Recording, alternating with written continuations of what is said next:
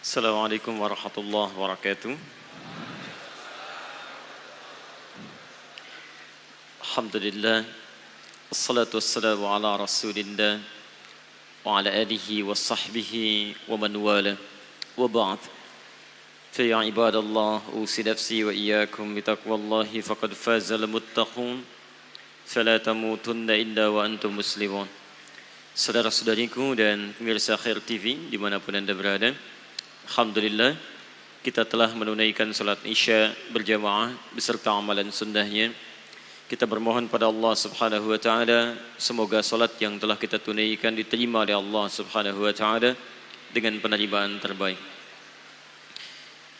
Telah kita uraikan bahwa orang-orang yang senantiasa mendekat kepada Allah, terkhusus melalui majlis ilmu, terkhusus yang berlangsung di masjid, Allah tawarkan banyak kemuliaan melalui lisan Nabi SAW disampaikan dengan kalimat rahmat. Tadi telah kita bahas rahmat itu setidaknya memiliki 3 arti. 1, bisa berarti ampunan dari dosa. Yang kedua, bisa berarti solusi dari persoalan-persoalan kehidupan yang kita alami. Dan yang ketiga, bisa berarti pengabulan Allah atas kebutuhan dunia ataupun harapan-harapan akhirat. Bisa diartikan kebahagiaan dunia ataupun akhirat. Sifat pemberian dunia disebut dengan Rahman, sifat pemberian akhirat disebut dengan Rahim. Pemberiannya ketika diberikan disebut dengan rahmat.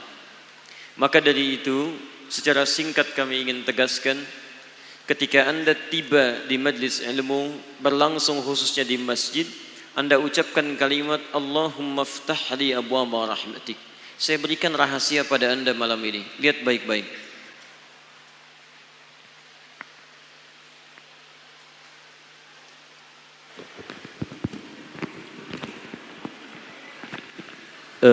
Kalau dibandingkan dengan yang ini jelas mana?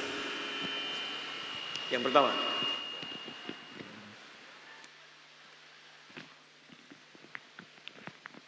Bismillah. Perhatikan baik-baik ya. Kalau Anda masuk masjid lewat berapa pintu? Lihat, 1 pintu atau banyak pintu? Yang 1 pintu angkat tangan. Yang banyak pintu? Yang tidak lewat pintu. Lewat mana tuh? Tiba-tiba ada di dalam saja. Baik, lihat baik-baik ya. 1 pintu disebut dengan bab namanya. Bab. Banyak pintu jamaknya abwab.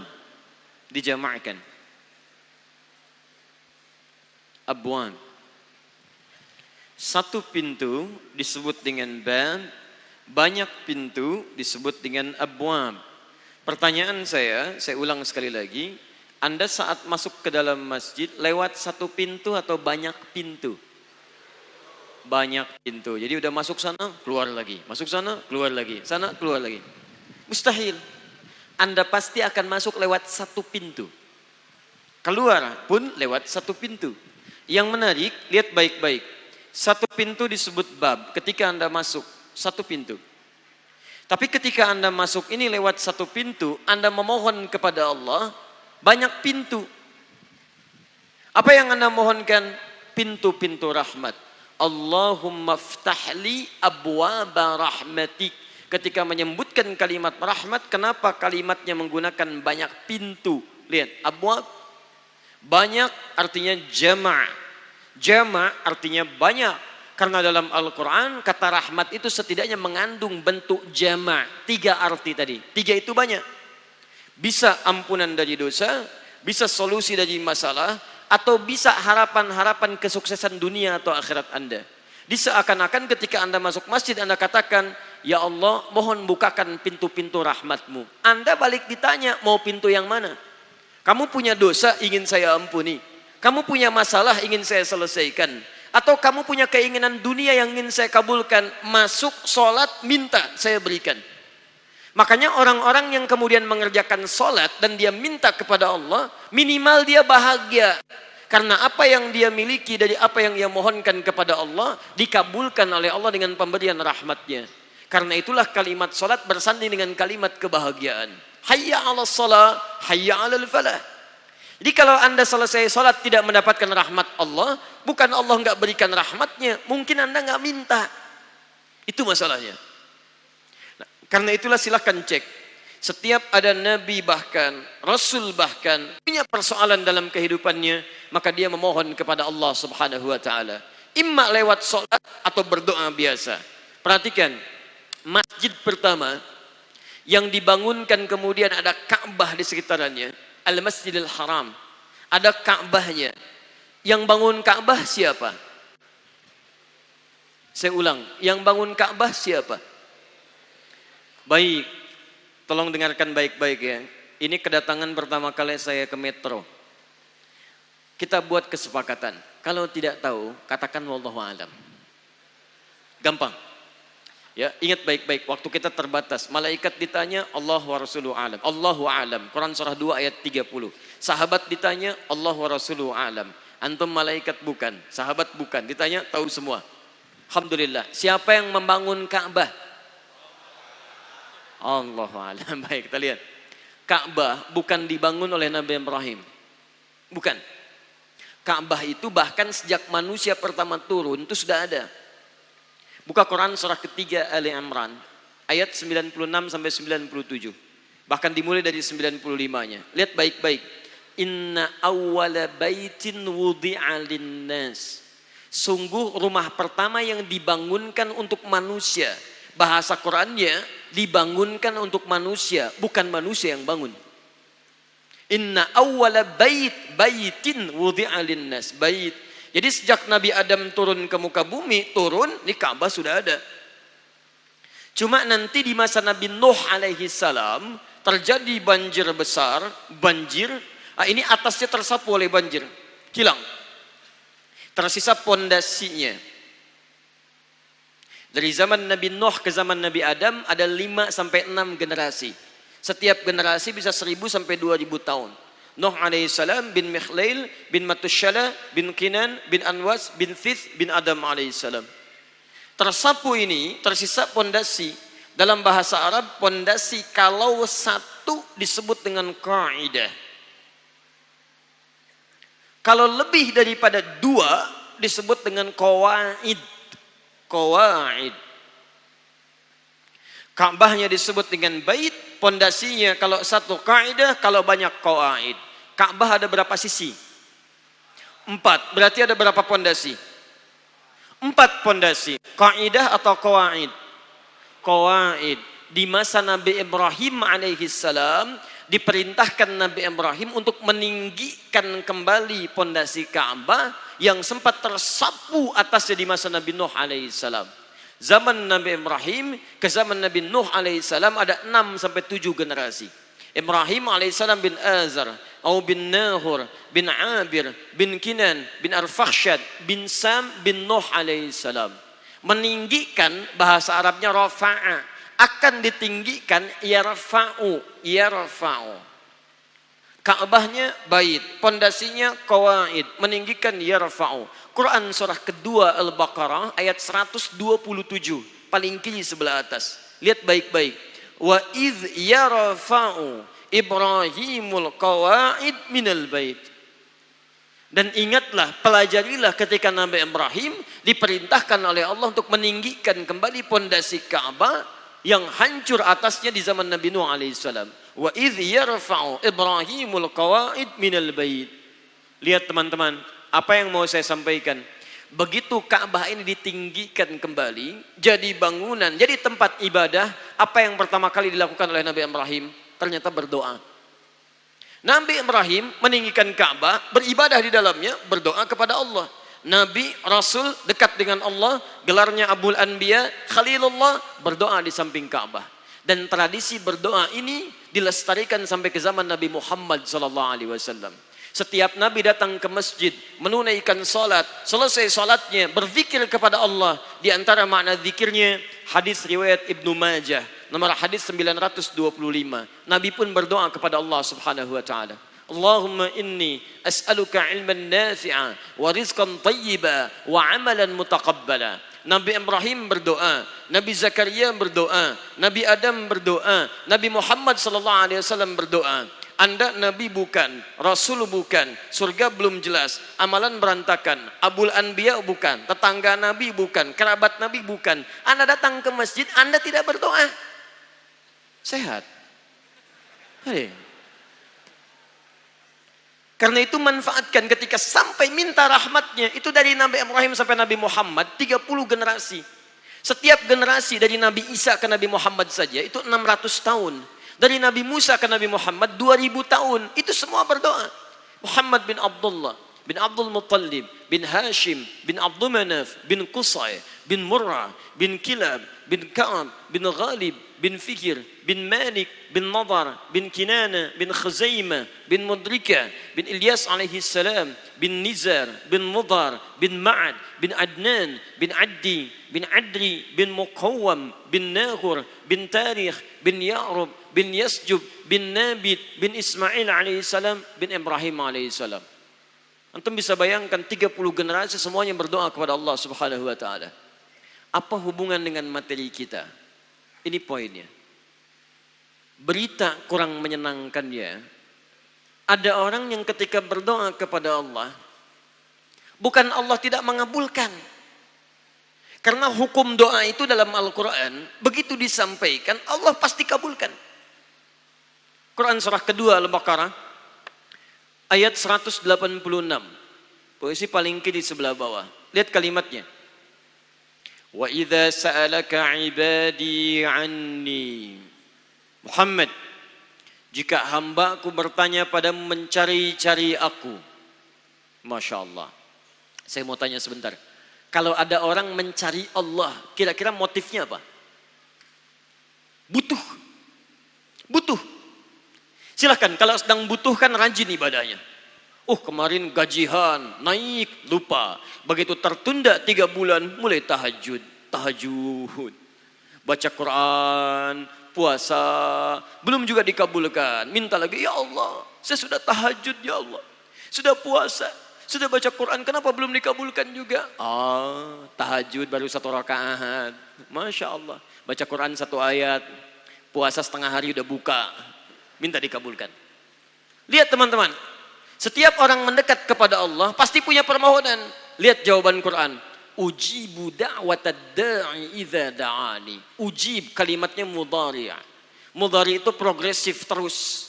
Kalau dalam bahasa Inggris present, continuous, future. Present sekarang, continuous terus, future di masa depan. Jadi sifat doa itu kalau Anda minta sekarang akan dikabulkan. Minta nanti akan dikabulkan. Minta di masa depan akan dikabulkan. Dengan cara Allah yang terbaik yang dikabulkan menurut maslahat untuk Anda. Jadi sifat doa itu kalau diberikan pasti dikabulkan. Entah sekarang, besok atau nanti saat kita siap menerimanya. Yang jadi masalah, ada orang minta yang lain dikabulkan, dia tidak. Ini masalahnya. Dan ternyata bukan Allah nggak ngabulkan, bukan. Ketika Allah akan berikan, tidak tembus pada dirinya. Nih lihat. Ini apa?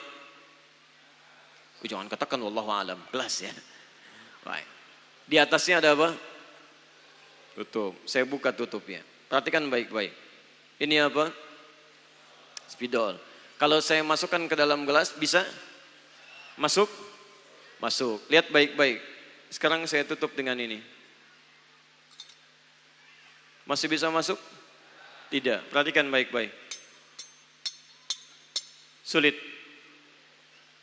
Saya ganti kemudian, misal dengan yang ini. Lebih halus. Saya tutup begini. Masih bisa masuk? Sulit.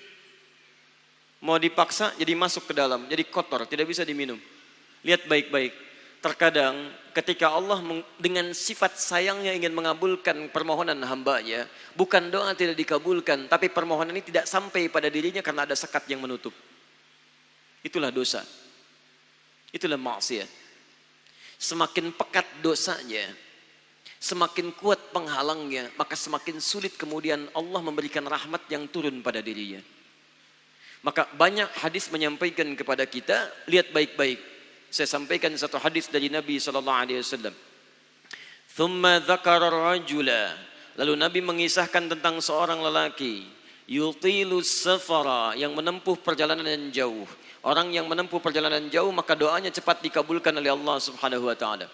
Teman-teman yang ikut dari Bandar Lampung, ada yang tadi jaraknya 150 km Tulang Bawang dari sini. Lihat, begitu di jalan mohon kepada Allah, minta.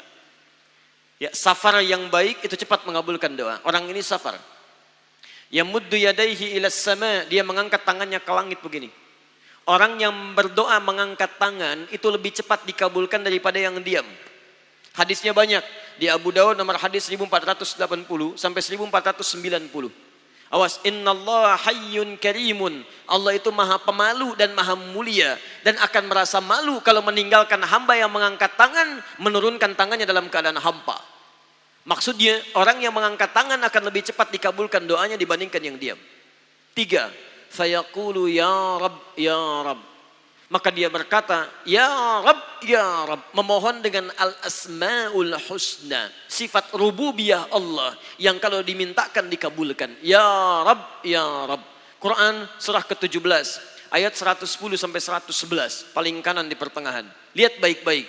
Allah menjamin dalam Al-Quran seseorang yang memohon kepada Allah dengan kalimat-kalimat al-asma'ul husna akan lebih cepat dikabulkan dibanding orang yang langsung memohon kepada Allah tanpa menyebut kalimat al-asma'ul husna. Qulid'ullaha awid'ur rahman ayyamma tad'u falahul asma'ul husna. Kalau Anda punya masalah, sebut nama Allah, bukan mengeluh, atau sebut namanya ya Rahman. Tapi kalau Anda mampu, cari nama-nama Allah yang terbaik sesuai dengan persoalan yang sedang kita hadapi. Namanya Al-Asma'ul Husna. Jadi Asma'ul Husna itu bukan dihafal. Ya Allah, Ya Rahman, Ya Rahim, Ya Malik, Ya Qudus. Boleh dihafalkan. Tapi hafalan ini maksudnya membantu kita untuk bisa memilihnya saat kita membutuhkannya. Misal, Anda sedang punya masalah kesulitan. Mau berdoa, sebut namanya yang sesuai dengan kesulitan Anda. Ya Al-Fattah. Masalahnya rezeki, sebut ya Allah ya Razzaq. Di pekerjaan ada yang ganggu Anda, sebut ya Allah ya Jabbar. Anda punya masalah, ya Allah ya Sabar. Nggak harus disebutkan semuanya. Ya Allah ya Rahman ya Rahim ya Malik ya Qudus ya. Semua disebutkan. Masya Allah. Akhirnya yang tidak diminta pun diberikan. Anda nggak sedang punya masalah, ya Sabar ya Sabar. Sabar itu adalah permohonan kepada Allah supaya diberikan kesabaran saat punya masalah. Anda nggak sedang punya masalah, minta diberikan kesabaran. Itu artinya sama dengan minta masalah. Hati-hati. Banyak kalimat-kalimatnya, pilih. Kitab Al-Aqaid Al-Islamiyah, karangan Syekh Sayyid Sabiq, halaman 24 sampai 59, posisi paling kanan di pertengahan. Dikisahkan seorang lelaki bermohon kepada Allah setelah dia selesai menunaikan salat. Lihat kalimatnya. Allahumma innaka antal ahadus samad. Alladzi lam yalid wa lam yulad wa lam yakul lahu kufuwan ahad. Allahumma inni as'aluka an taghfira li. Dia sebutkan al-asmaul husna. Allahumma inni as'aluka innaka antal ahad, as-samad, al-asmaul husna. Alladzi lam yalid wa lam yulad wa lam yakul lahu kufuwan ahad. Allahumma inni as'aluka an taghfira li. Mohon ampuni dosa saya ya Allah. Ampuni saya. Apa jawab Nabi? At-tadri bimadza tas'al? Tahukah engkau barusan mengucapkan kalimat apa saat berdoa? Kata orang ini, wallahu wa rasuluhu a'lam. Kata Nabi, lihat kalimatnya. Faqad du'ita bi asma'illahil a'zam. Idza du'iya biha ajaba wa idza su'ila biha a'ta. Kamu baru saja berdoa memohon kepada Allah dengan nama-nama Allah yang paling agung, al-asma'ul husna. Yang kalau dimulai doa dengan menyebutkan itu, doa akan dikabulkan, permintaan akan diberikan. Tapi ini aneh. Lihat baik-baik. Orang tadi melakukan 3 hal. Perjalanan panjang. Masih ingat? Mengangkat tangan ke langit. Membuka dengan al-asma'ul husna. 3-tiganya dikerjakan. Seharusnya doa dia 6 kali lebih cepat dikabulkan oleh Allah dibandingkan doa orang biasa. Tapi apa kata Nabi? Lihat baik-baik. Anna yustajabu lidzalik. Anna yustajabu lidzalik. Mustahil doanya bisa terjawab. Mustahil doanya bisa dijawab. Sifat doa dimohonkan, dikabulkan. Tapi yang ini kata Nabi, anna yustajabu lidzalik. Mustahil doanya bisa dijawab. Kenapa? Enggak tembus. Famat'amu haramun, karena makanannya haram. Ketika Anda memakan yang haram, maka makanan jadi sekat dalam diri Anda, menjadi penghalang doa itu sampai kepada diri Anda. Tuh. Mashrabu haramun, minumannya haram, lebih tebal lagi. Malbasu haramun, pakaiannya haram, lebih tebal lagi. Sulit.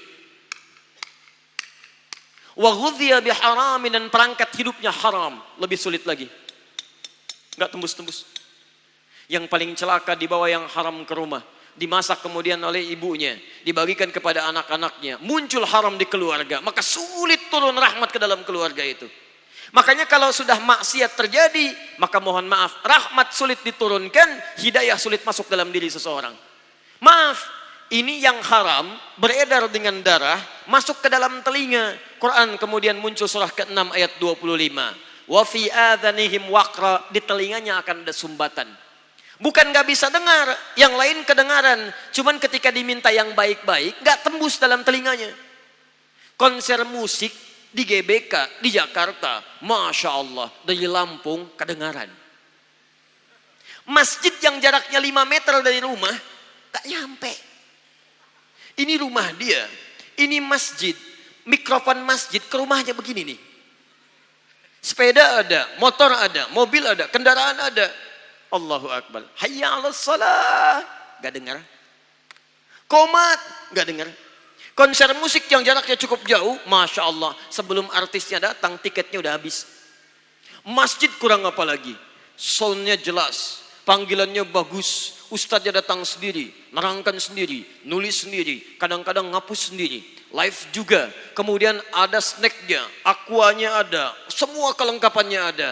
Dengan semua itu belum menyentuh Anda, terpanggil untuk datang, coba cek maksiat apa yang sudah Anda kerjakan. Masuk lewat mata dengan darah, maka mata sulit melihat yang baik-baik.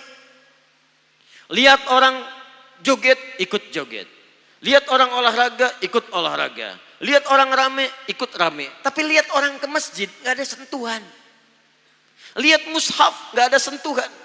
Lihat Al-Quran, tidak ada getaran. Lihat Al-Quran, pasang status. Masya Allah. Cek. Jadi kalau Anda diperlihatkan kebaikan-kebaikan, belum tampil sentuhan dalam jiwa Anda, ada maksiat yang pernah dikerjakan oleh mata. Jika Anda melihat pasangan Anda di rumah tidak punya ketertarikan, tapi lihat pasangan orang lain banyak ketariknya, ada yang salah dalam diri Anda. Istri sendiri dilihat tidak menyenangkan. Istri orang kayaknya enak dilihatnya. Anda lihat apa selama hidup? Coba cek. Apa yang Anda lihat di handphone Anda? Begitu Anda lihat teman-teman sekalian, Anda buka, Anda langsung palingkan yang tidak baik. Ini enggak bagus. Astagfirullah, buang. Iman Anda bagus. Tapi ketika Anda amati, astagfirullah. Astagfirullah. Masya Allah. Ada maksiat di mata itu. Nah, pelan-pelan. Maksiat yang kecil masih halus. Halus masih bisa masuk, kedengaran. Semakin banyak, banyak bertumpuk jadi besar. Besar bahasa Arabnya adalah kabir. Kabir itu besar. Tapi kalau yang besar semakin melekat, kuat, melekat, maka berubah bentuknya menjadi jama'. Kabir menjadi al-kabair. Al-kabair.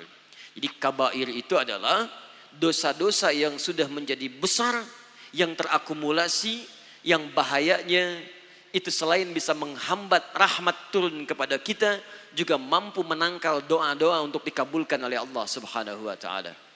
Karena itulah kita akan belajar apa saja di antara dosa-dosa besar itu yang dituliskan nanti ada 70 jenis yang mesti kita ketahui. Dan nanti barangkali kita tidak sadar bahwa dalam kehidupan kita mungkin pernah melakukan satu di antara itu semua. Itu yang menjadikan barangkali sulit kita mendekat kepada Allah.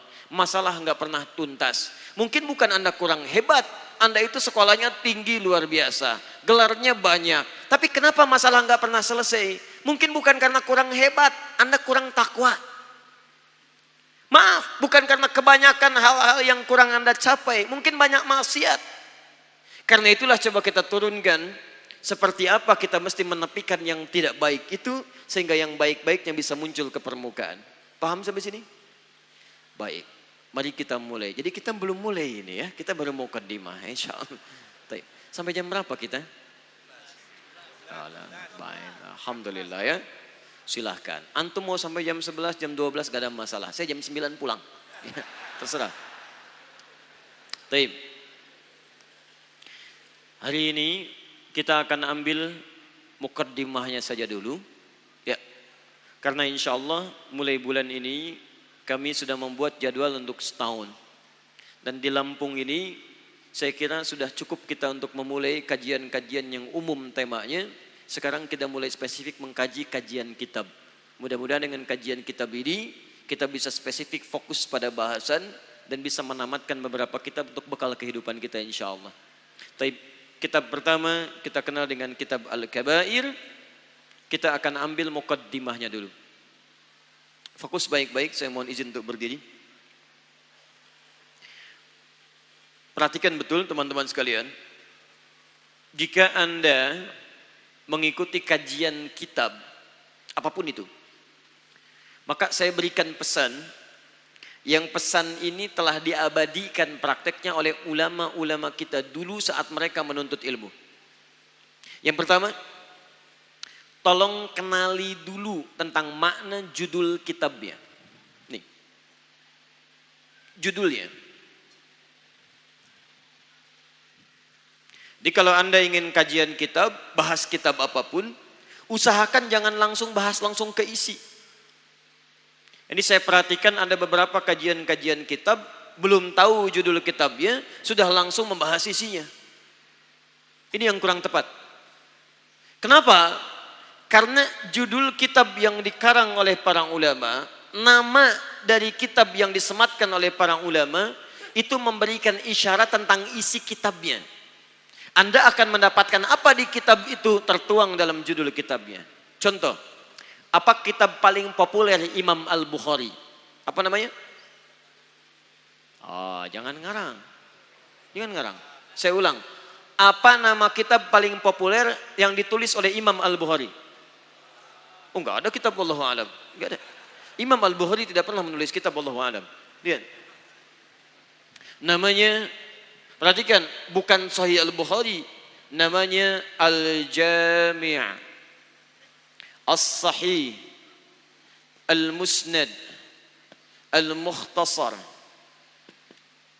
min umuri Rasulullah sallallahu alaihi wasallam wa sunanihi wa ayyamihi. Ini nama kitabnya.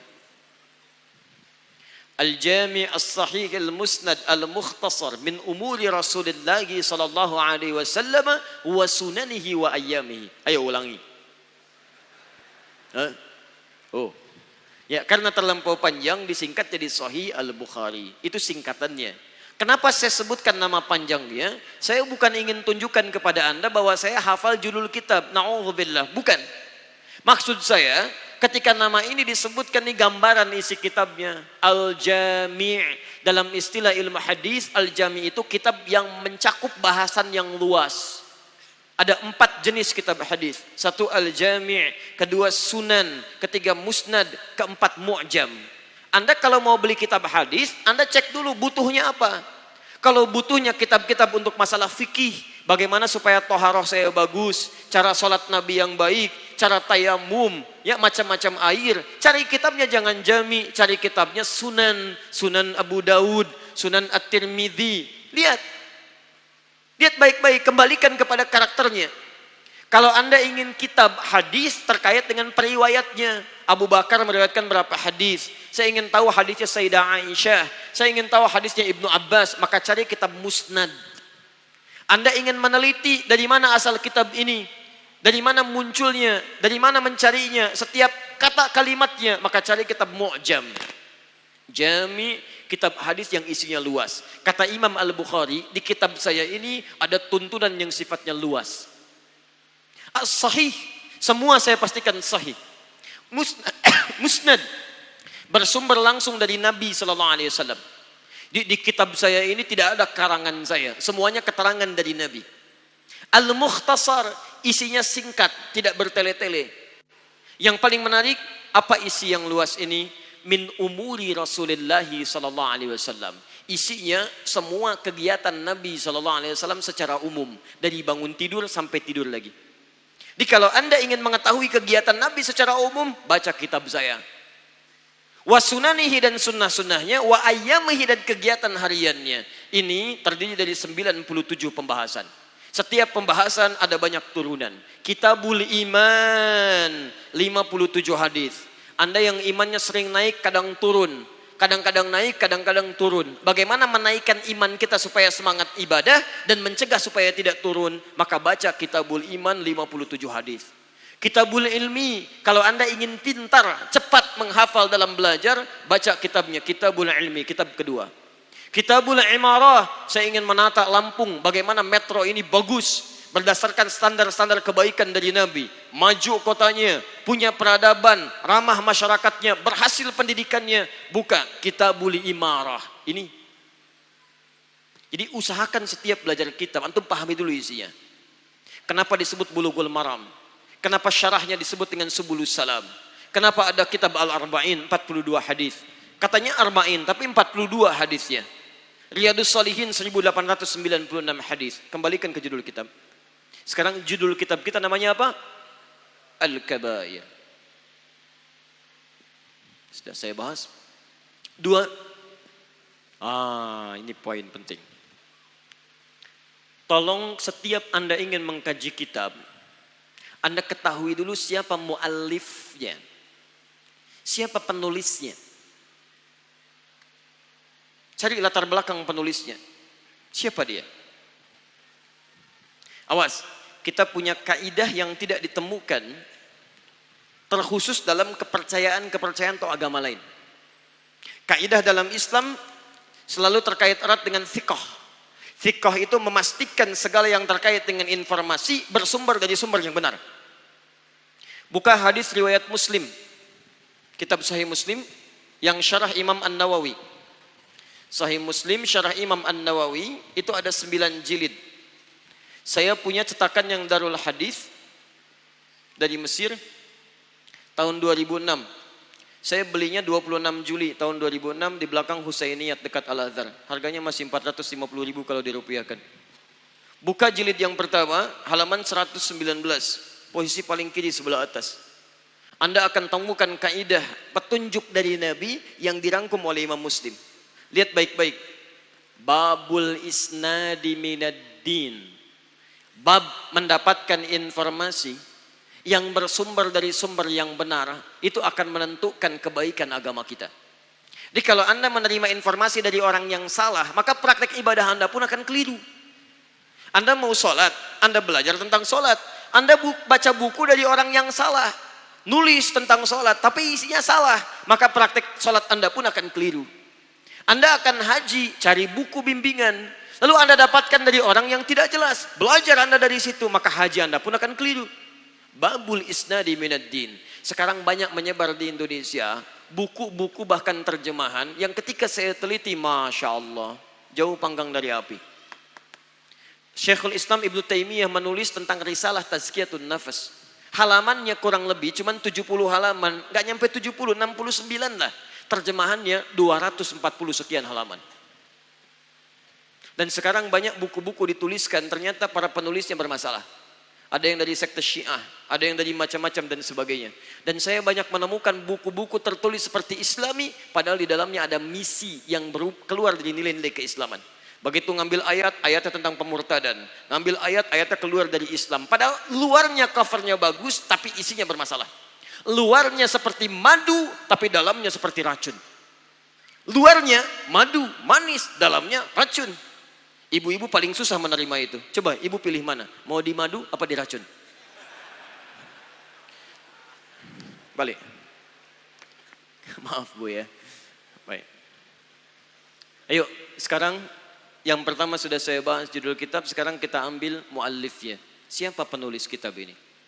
Jangan lama-lama kita bahas, ujung-ujungnya Syiah atau Ahmadiyah atau macam-macam. Ya percuma kita belajar kalau kemudian bersumber dari yang tidak benar.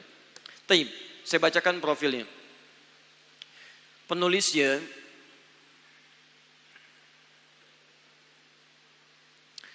dikenal dengan nama Imam Az-Zahabi. Imam Az-Zahabi. Kalau Anda menemukan kalimat alif lam ujungnya i, itu umumnya punya dua arti. Lihat ya, al i itu punya dua arti. Satu, menunjuk kepada asal daerah. Menunjuk kepada asal daerah. Misal, antum kenal Imam Al-Bukhari? Alhamdulillah. Al-Bukhari itu bukan nama asli. Nama aslinya Muhammad. Punya bapak namanya Ismail, punya kakek namanya Ibrahim, kakek buyutnya Al-Mughirah, eyang buyutnya Al-Bardizbah. Tinggal di Kecamatan Ju'fa, Kabupaten Bukhara, Provinsi Khorasan, negara Uzbekistan sekarang. Nah, karena beliau berasal dari Bukhara, orang-orang non-Arab umum yang datang ke Arab itu tidak akan memperkenalkan dengan nama dirinya, tapi memperkenalkan dengan nama daerah untuk menunjukkan bahwa saya berasal dari daerah A, Islam sudah sampai ke tempat saya, ini buktinya saya masuk Islam. Maka rumusnya tambahkan al di depannya, ujungnya ganti dengan i. Muhammad dari Bukhara, saya dari Bukhara, tambah al di depannya, Al-Bukhara, ujungnya ganti dengan i, Al-Bukhari. Kita punya syekh dulu banyak dari Nusantara, jadi mufti di Mekah. Dari Banten namanya Syekh Nawawi dari Banten, dikenal dengan Syekh Nawawi Al-Bantadi. Ada Syekh Ahmad Khatib dari Minangkabau, dikenal dengan Syekh Ahmad Khatib Al-Minangkabawi. Ada Syekh Abdus Somad dari Palembang, Syekh Abdus Somad Al-Palembangi. Ada Syekh Yasin dari Padang, Syekh Yasin Al-Padangi. Boleh, misal siapa misalnya di sini? Ada Doni dari Metro Lampung. Boleh. Ana Doni Al-Metro Al-Lampungi. Sah, silakan. Itu asal daerah. Yang kedua, menunjuk pada keutamaan yang melekat. Sifat. Sifat. Jadi kalau punya sifat-sifat khusus, baik itu sifatnya baik, mulia, ataupun dikenal dengan kurang baik, maka Anda boleh tambahkan alif lam di awalnya, ujungnya ganti dengan i. Contoh, misal, Az-Zahabi. Az-Zahabi dari kata zahab berarti emas. Emas. Kalau emas itu berharga tidak? Berharga. Makanya naik luar biasa. Kalau Anda ingin tunjukkan seseorang yang sangat berharga, kalau bicara kalimat-kalimatnya berharga, Anda tidak ingin kehilangan kata-katanya. Kalau dia datang buku-bukunya berharga, Anda tidak ingin kehilangan karyanya.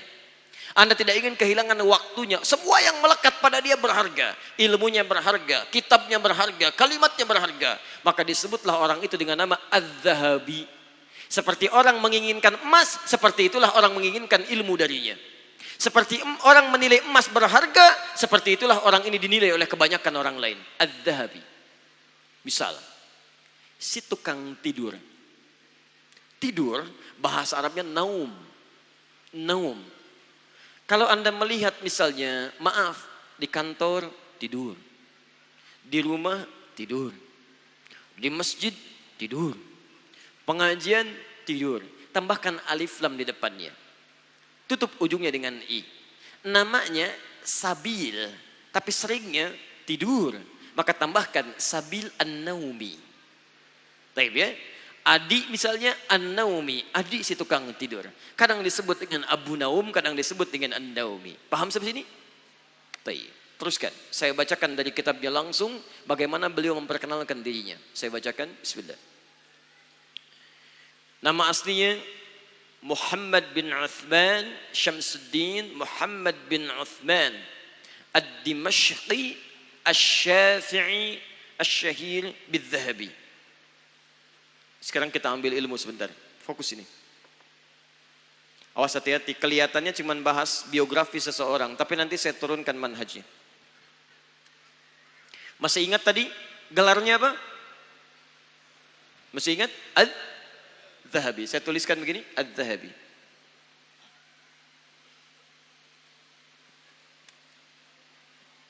Yang berharga seperti emas, layaknya emas. Lihat baik-baik, ada E-nya ya. Untuk saya bedakan dengan mas-mas yang lainnya. Mas Asep, Mas Joko, Mas Doni dan sebagainya. Saya gunakan E. Nama aslinya, lihat baik-baik, Muhammad Syamsuddin, itu gelarnya, nama aslinya Muhammad. Perhatikan, saya turunkan. Ad-Dimashqi Asy-Syafi'i.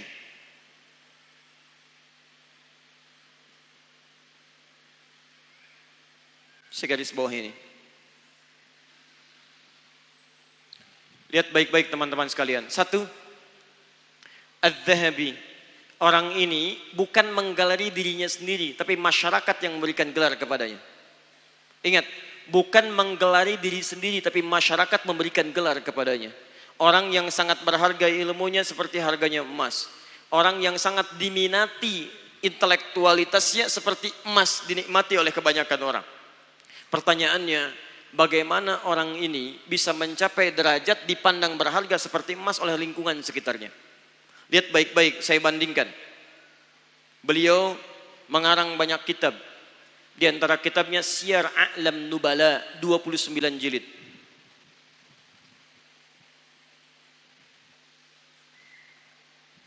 Ini baru satu topik. Belum topik-topik yang lainnya. Nanti saya bacakan beberapa kitabnya. Ada Mizanul I'tidal, ada Syiar A'lam Nubala, ada buku di ilmu hadis, ada buku di qiraat, ada buku di dalam bahasan ilmu Al-Quran. Setiap yang beliau tuliskan itu jauh melebihi harga emas. Setiap yang beliau sampaikan dinantikan oleh orang-orang seperti orang menantikan emas. Pertanyaannya, ini yang mau saya sampaikan. Bagaimana beliau bisa mencapai level ini sehingga digelari orang yang punya pengetahuan dan dilihat seperti halnya orang memiliki emas. Mari kita baca. Bismillah. Wulida bi Dimashq sana 673. Beliau dilahirkan di Damaskus, Syria sekarang. Tahun 673 Hijriah.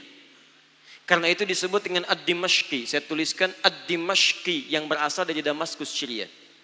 Jadi saya ulang, kalau disebutkan kitab Al-Kabair kalangan Imam Adz-Dzahabi, maka orang ini namanya siapa?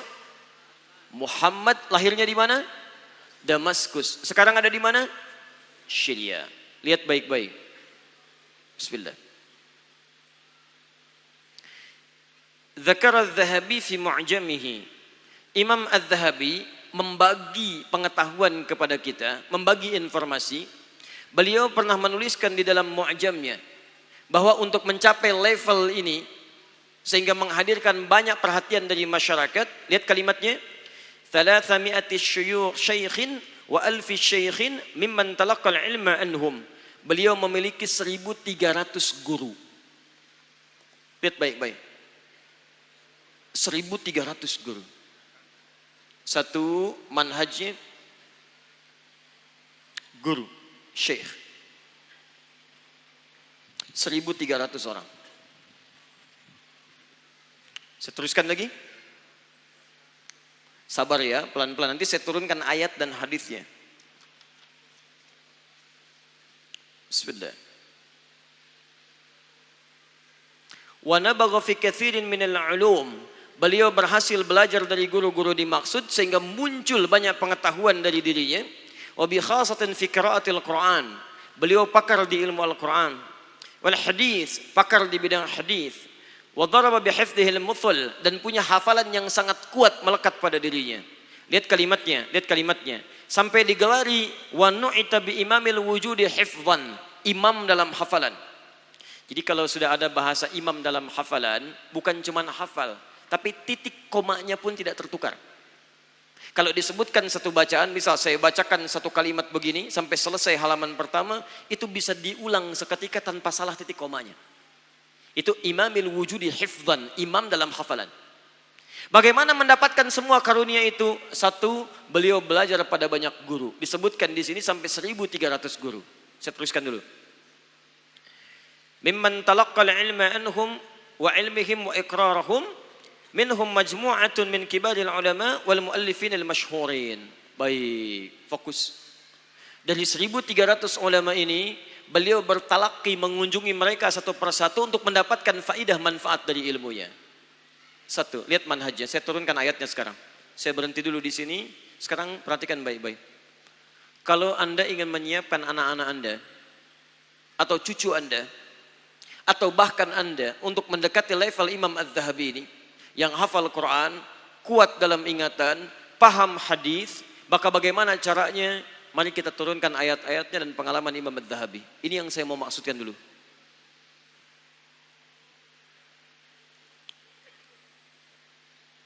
Baik, mudah-mudahan antum dikuatkan ingatannya oleh Allah Subhanahu wa taala ya.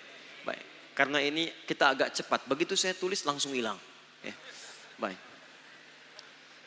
Semoga Allah ampuni dosa-dosanya. Satu adanya guru. Saya turunkan ayatnya. Satu Quran surah 96 ayat 1 sampai 5. Kedua Quran surah ke 58 ayat 11. Ketiga Quran surah ke-9 ayat 122. Kemudian kalau ingin dipercepat pengetahuannya, maka amalkan Quran surah kedua di akhir ayat 282.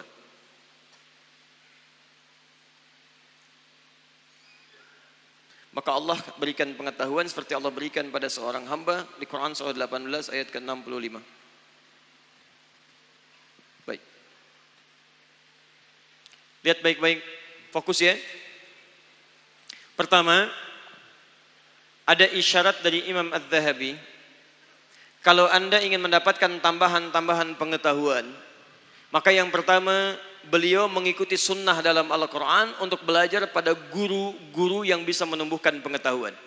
Lihat baik-baik, Quran surah 96 ayat 1 sampai 5. Ketika Nabi SAW akan diangkat oleh Allah Subhanahu wa taala menjadi nabi, jadi rasul dan berdakwah dalam kehidupan. Fokus baik-baik, kalimat pertama yang turun bukan kalimat dakwah, tapi kalimatnya ikra, baca. Baca. Baca, baca. Iqra bismi rabbikal ladzi khalaq. Siapa yang mengajarkan beliau untuk membaca? Allah yang mengajarkan beliau melalui malaikat Jibril, malaikat.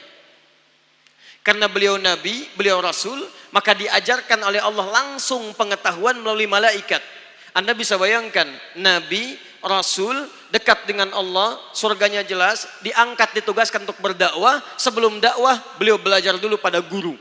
Siapa? Malaikat. Tahukah Anda berapa lama belajarnya? 5 tahun.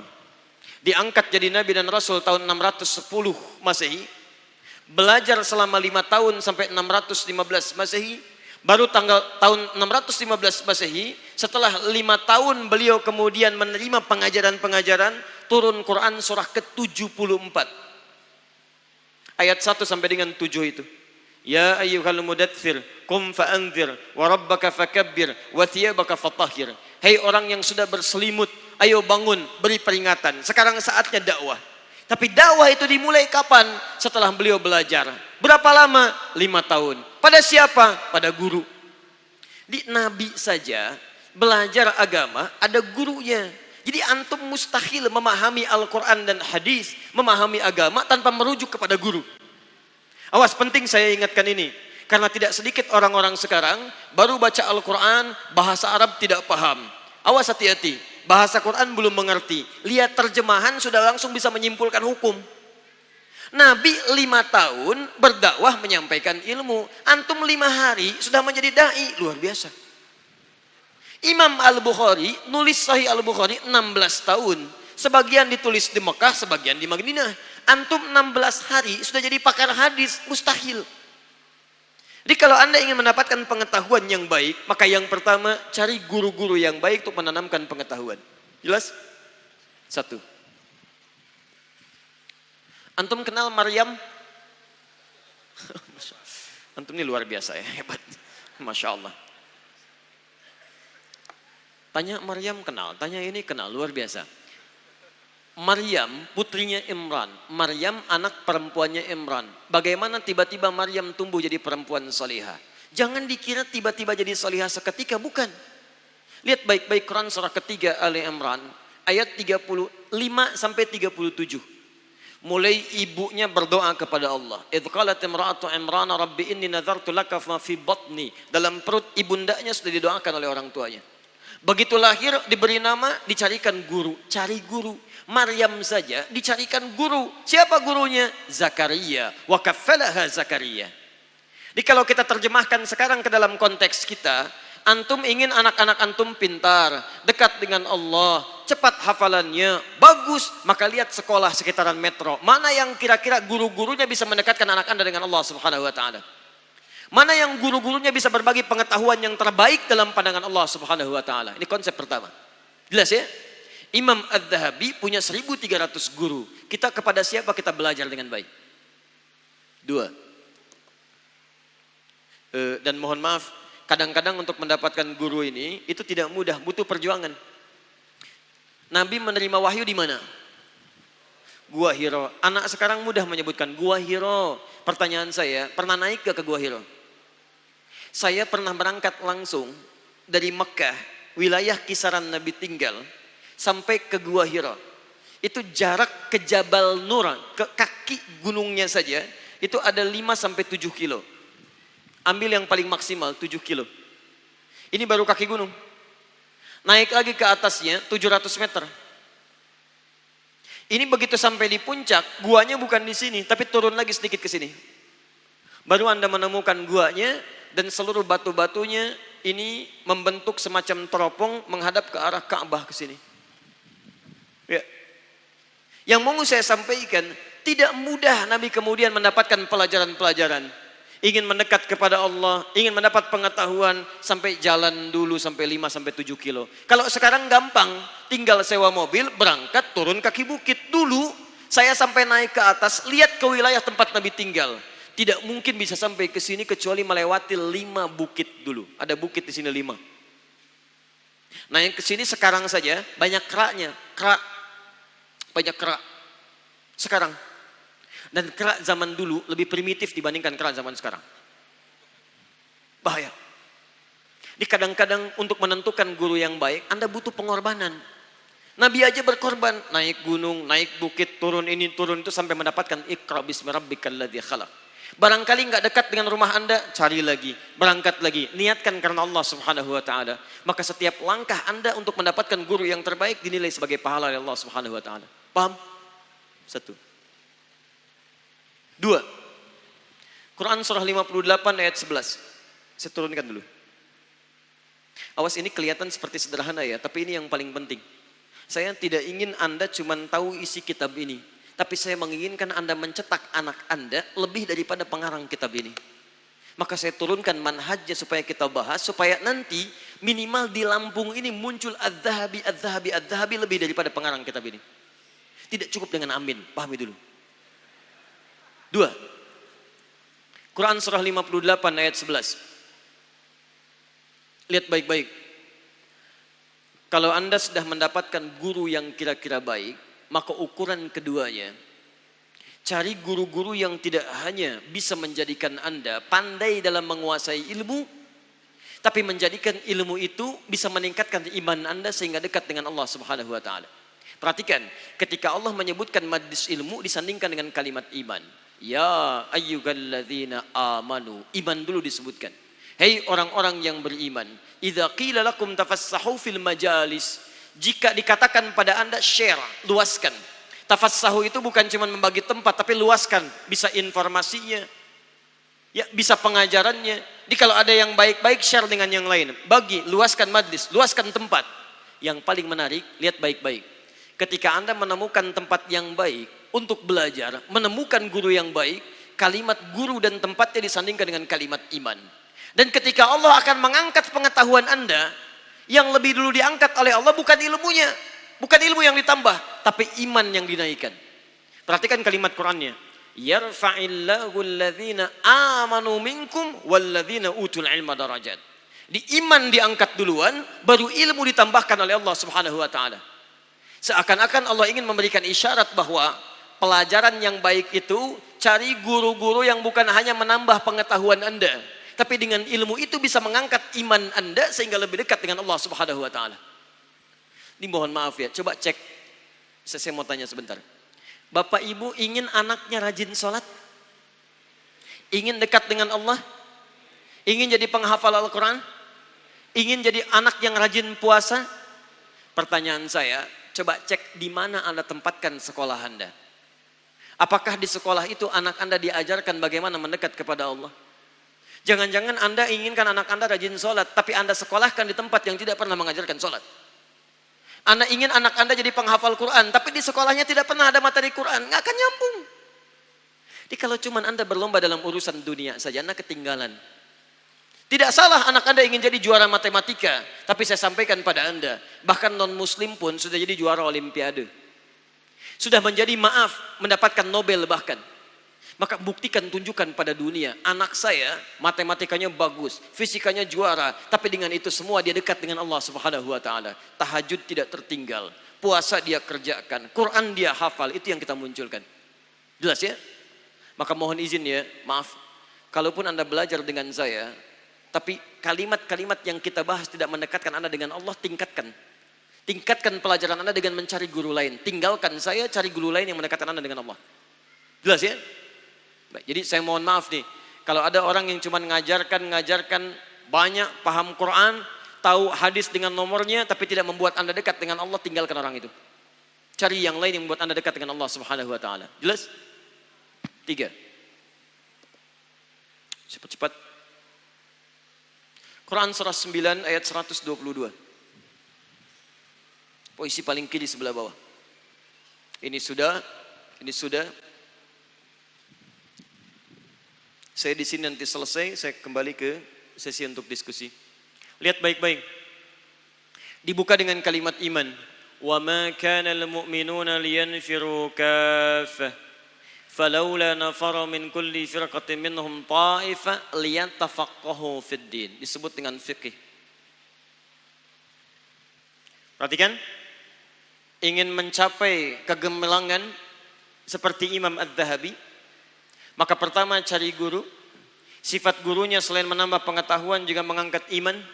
Yang ketiga, guru itu mengajar dengan prinsip fikih, tafaqquh. Fikih.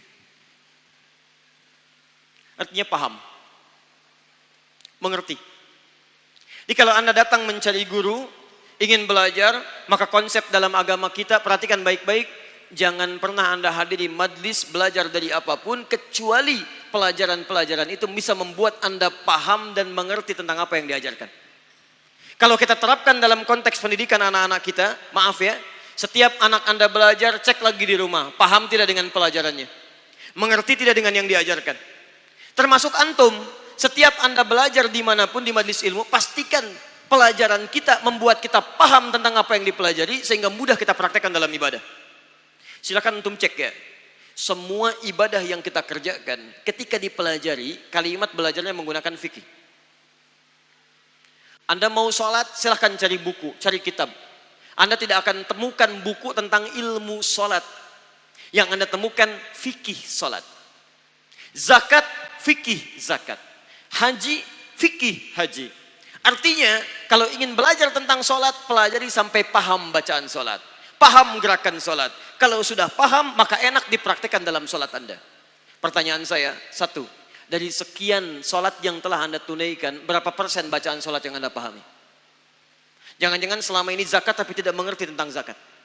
Selama ini umrah berkali-kali tapi tidak paham tentang pekerjaan dalam ibadah umrah Anda. 3. 4. Saya mau fokus dalam yang ini. Saya tutup. Quran surah kedua ayat 282. Ini yang paling utama. Tolong garis bawahi betul ya. Ini yang paling utama. Dan ini yang membedakan Allah akan berikan tambahan pengetahuan atau tidak.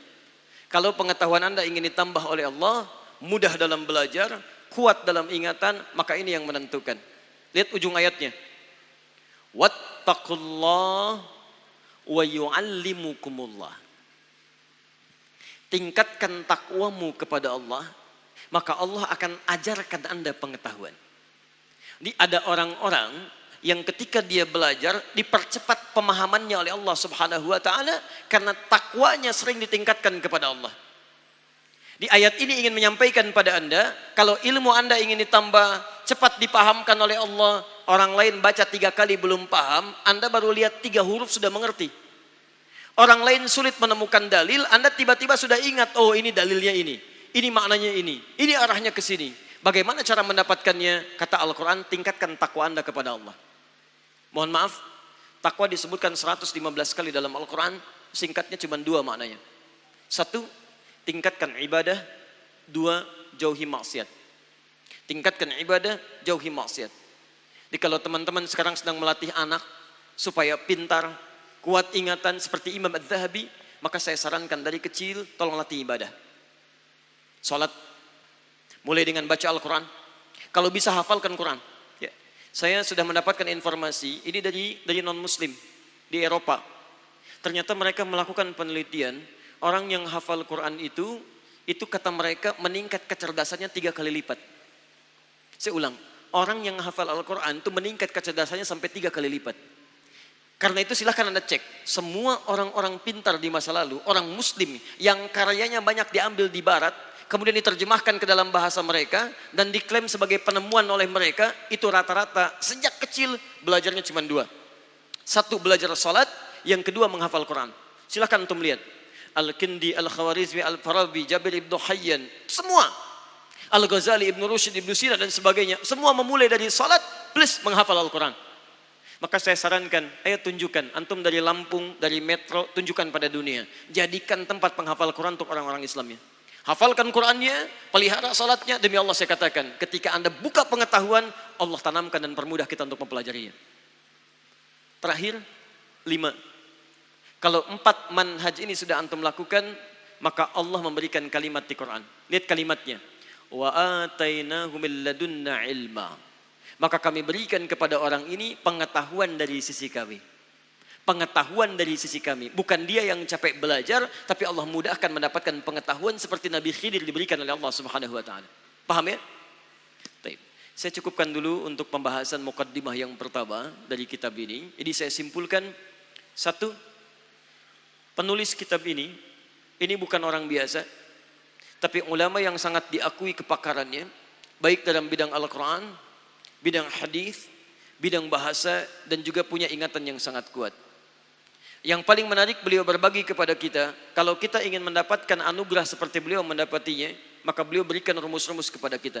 Kesimpulannya saya turunkan ayatnya. 1, cari guru yang baik yang bisa mengajarkan Anda pengetahuan yang mulia.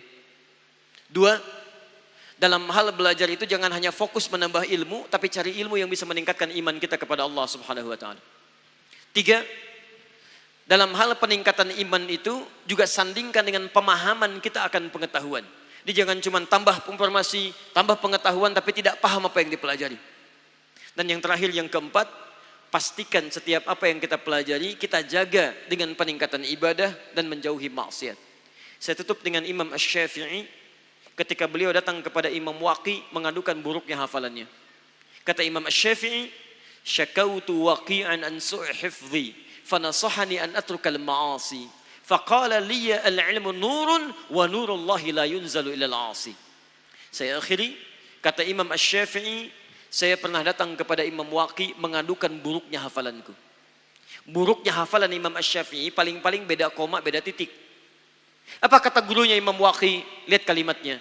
Al-ilmu nurun wa nurullahi la yunzalu ila al-'asi. Ilmu itu adalah cahaya dan cahaya Allah tidak akan diberikan kepada orang-orang yang berlaku maksiat.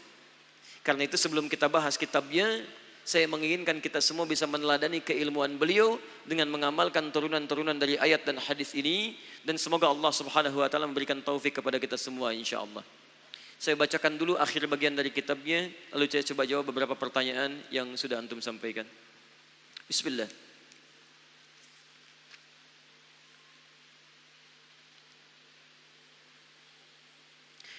Tawalla adh-dhahabi 'iddata wadhaif 'ilmiyatan fi Dimashq. Karena keilmuan yang dalam itu, Imam Adz-Dzahabi kemudian dipercaya mendapati posisi untuk mengajar di banyak tempat di Damaskus. Nah, ini pentingnya. Walamma kuffa basaruhu fi sanatin sab'umiyah wahid wa arba'in inqata'a anit ta'lif. Masya Allah. Dan tatkala matanya buta karena kebanyakan belajar, maka beliau pun berhenti dari menulis buku dan konsentrasi untuk mengajar. Anda bayangkan, ini imam mulia, hafal Quran, hafal banyak hadis, berguru pada 1.300 orang ulama, menjelajahi banyak tempat, maaf, matanya buta karena sering membaca dan belajar. Saya tanya pada antum, mata antum sampai sekarang bisa melihat puluhan tahun digunakan untuk apa saja? Mata ulama dipakai belajar sampai nggak bisa lihat. Imam At-Tirmidzi itu di akhir hidupnya matanya buta. Buta. Adz-Dzahabi buta, At-Tirmidzi buta. Yang paling menarik ketika ditanya, lihat kalimatnya. Kenapa Imam At-Tirmidzi sampai buta matanya? Ternyata salah satu sebabnya beliau banyak menangis di hadapan Allah Subhanahu wa taala di ujung hidupnya. Kata kawannya, "Ya Syekh, lima hakadha?" "Syekh, kenapa Anda banyak menangis sampai buta begini?" Kata Imam At-Tirmidzi, lihat kalimatnya. "Saya takut kalau Allah mewafatkan saya saat ini, bakal saya masih dianggap kurang oleh Allah Subhanahu wa taala. Saya takut kalau Allah wafatkan saya saat ini, bakal saya masih dianggap kurang oleh Allah Subhanahu wa taala." Selevel Imam At-Tirmidzi, hafal hadis, menulis kitab hadis, bangun tiap malam tahajud, hafal Al-Quran, masih menangis di ujung hidupnya, di masa tuanya, karena takut ketika meninggal masih kurang bekalnya. Saya tanya pada antum, antum imam bukan? Jadi makmum kadang-kadang. Hafal Quran belum mutqin, hadis belum hafal, belum konsisten tahajud, belum konsisten puasa sunnah. Yang jadi pertanyaan, apa antum merasa banyak amal sampai malam ini belum mendekat kepada Allah? Kembalikan teman-teman sekalian, Imam Adz-Dzahabi menangis, Imam Adz-Dzahabi buta matanya, Imam At-Tirmidzi menangis, Imam At-Tirmidzi buta matanya. Kenapa? Karena mendekat kepada Allah Subhanahu wa taala. Karena itu saya bermohon pada Allah Subhanahu wa taala, semoga kita dijaga oleh Allah Subhanahu wa taala, diberikan kemuliaan ilmu pengetahuan dan diberikan akhir hidup yang baik sampai kembali pada Allah Subhanahu wa taala. Saya tutup. Kemudian saya akhiri dulu ya sebentar. Taraka adz-Dzahabi thurwatan 'ilmiyatan dhahmah awda'aha fi mu'allafatil mufidah. Imam Adz-Dzahabi meninggal dunia meninggalkan banyak karya pengetahuan, di antaranya ini saya sebutkan. Satu, Tarikhul Islam, kitab sejarah. Ini artinya beliau pakar sejarah. Nanti saya di akhir saya mau tunjukkan pada Anda. Kedua, kitab Siyar A'lam Nubala di ilmu hadis. Di satu sejarah, dua hadis. Ketiga, Mizanul I'tidal di ilmu hadis. Keempat, Al-Mushtaba fi Asma'ir Rijal tentang ilmu hadis dalam bidang penelitian sahabat. Jadi beliau kenal para sahabat, maksudnya tahu sejarahnya, tahu nasabnya, tahu karakternya. Beliau menulis di ilmu hadis. Beliau menulis tentang siapa orang yang baik, siapa orang yang tidak baik di zaman sahabat sampai tabi'in. Kemudian wa tajridil usul fi ahadits Rasul sallallahu alaihi wasallam, dan mengeluarkan hadis-hadis yang bermasalah dibandingkan hadis-hadis yang sahih. Lihat baik-baik, menulis di Quran, menulis di tarikh sejarah, menulis di hadis, menulis di ilmu hadis, menulis di tarikh sahabat. Ada berapa cabang ilmu? 5. Perhatikan baik-baik. Orang sekarang sepintar-pintarnya biasanya tidak menguasai lebih daripada 2 sampai 3 cabang pengetahuan. Orang dulu ketika diberikan ilmunya oleh Allah Subhanahu wa taala, minimal rata-rata menguasai 5 pengetahuan. 5 cabang pengetahuan. Maka saya sampaikan berita gembira kepada Anda, kalau Anda kembali kepada Al-Quran, pelajari tentang turunan hadis, buka bagaimana cara ulama belajar lewat manhaj Nabi, demi Allah saya katakan, Anda akan menjadi orang paling cemerlang di muka bumi. Ya, mungkin bukan Anda sekarang, tapi anak Anda pastikan, cucu Anda pastikan. Kalau bukan keturunan Anda, maka siapa yang bisa menggantikan Anda di masa depan? Cukup dulu ya, saya sudah lebih 4 menit dari apa yang saya sampaikan. Kesimpulan, 1, ini semua nanti kita kumpulkan, dijawab di pertemuan lain. Kesimpulan pertama, kitab ini insya Allah pelajarannya akan membimbing kita untuk menghindarkan diri dari dosa-dosa yang sangat tidak disukai oleh Allah, supaya dengan itu Allah menurunkan rahmat dan kebaikan-kebaikan dalam kehidupan kita. Yang kedua, kitab ini dikarang oleh ulama besar yang punya pengetahuan dalam, kemudian punya karisma dalam kehidupannya sehingga banyak dihormati oleh para murid-muridnya. Jika Anda ingin mendapati turunan keilmuannya, maka amalkanlah seperti beliau berusaha mendapatkan pengetahuannya. Kita telah turunkan pengetahuan-pengetahuannya, mudah-mudahan dengan itu semua kita dibantu oleh Allah untuk bisa mendapati kebaikan-kebaikan dimaksudkan. Terakhir, insya Allah saya akan kirimkan khusus untuk wilayah Lampung, ada sekitar 700 buku, nanti saya titipkan, susulan dari yang dulu namanya Kitab Al-Majmu', ya bekal Nabi bagi para penuntut ilmu. Nanti kami kirimkan, mudah-mudahan bisa dipaketkan. Silahkan nanti diatur saja bagaimana baiknya, apakah nanti dari wilayah atau per masjid dan sebagainya. Yang pasti kami coba siapkan kuota sebanyak 700 buku. Gratis, tidak diperjualbelikan. Ya, dan sudah ada yang beli, antum tinggal ambil saja dan coba silahkan pelajari dengan baik. Yang kedua, insya Allah kita akan mulai pendidikan kader ulama di bulan ini, bertempat di Bekasi, dan kami sudah mendapatkan satu perwakilan dari Lampung, ya. Kalau barangkali ada satu lagi, nanti kami coba tunggu. Syaratnya akan lebih baik kalau hafal minimal 15 juz Al-Quran dan ada sedikit basic bahasa Arab. Itu insya Allah akan dididik selama 3 bulan.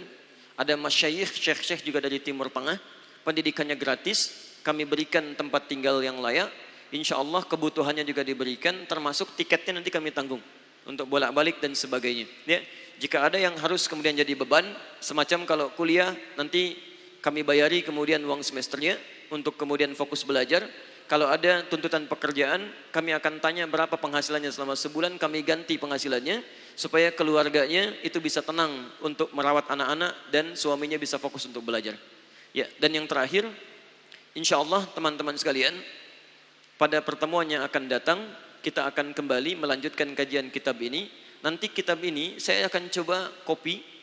Ya, setiap kita belajar, nanti bagian kitabnya saya kopikan. Nanti insya Allah akan dibagikan pada teman-teman semua, sehingga yang belajar itu punya catatannya. Ya, insya Allah ini masih asli, masih bahasa Arab. Ya, masih asli itu. Ya. Dan setiap kita pelajari, saya kemudian terjemahkan, saya berikan pemahamannya, sehingga mudah-mudahan dengan pelajaran itu pun kita bisa memahami dan menambah kosakata dalam bahasa Arab kita. Demikian saya sampaikan, jika ada benar dari Allah dan Rasulnya, kalau salah dari saya pribadi mohon dimaafkan. Subhanakallahumma wa bihamdika asyhadu an la ilaha illa anta astaghfiruka wa atubu ilaik. Wa akhiru da'wana alhamdulillahi rabbil alamin. Al'afu minkum. Assalamualaikum warahmatullahi wabarakatuh.